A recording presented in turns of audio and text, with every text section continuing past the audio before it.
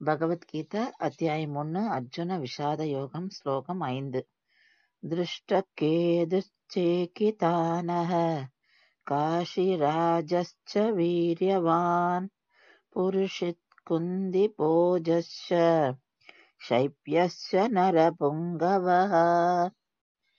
இந்த ஸ்லோகத்துல துரியோதனன் கண்டினியூ பண்றான்.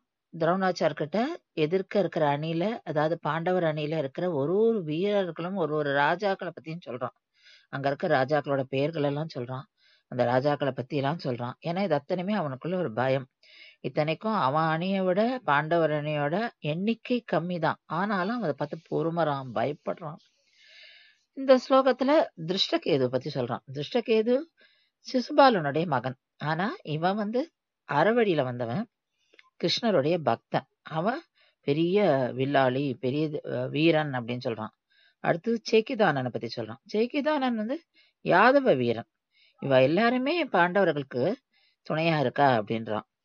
காசிராஜ அவரை பத்தி சொல்றான். காசியோட ராஜாவை ரொம்ப தைரியசாலி அப்படின்னு சொல்லி, வீரமிக்கவன் அப்படின்னு சொல்றான். அடுத்தது புருஜித் குந்தி போஜனை பத்தி சொல்றான். இவ 2 பேருமே குந்தியின் சகோதரர்கள். இவளை பத்தி சொன்ன அப்புறம் ஷைபியனை பத்தி சொல்றான். ஷைபியன் மனிதர்களிலே மிகச்சிறந்த மனிதன் அப்படின்னு சொல்றான். இந்த ஷைபியன் யுதிஷ்டனுடைய மாமனார். இவ எல்லாரை பத்தியும் சொல்றான். ஏன் அப்படின்னா, துரோணாச்சார் அந்த போர் நடக்கும்போது இவா கிட்டலாம் அந்த எந்த சென்டிமெண்டல் ஃபீலிங்கும் காமிக்க கூடாது, பகைமையோட தான் இருக்கணும், அவர்களை போர்ல கொல்லணும் அப்படின்றதுக்காக.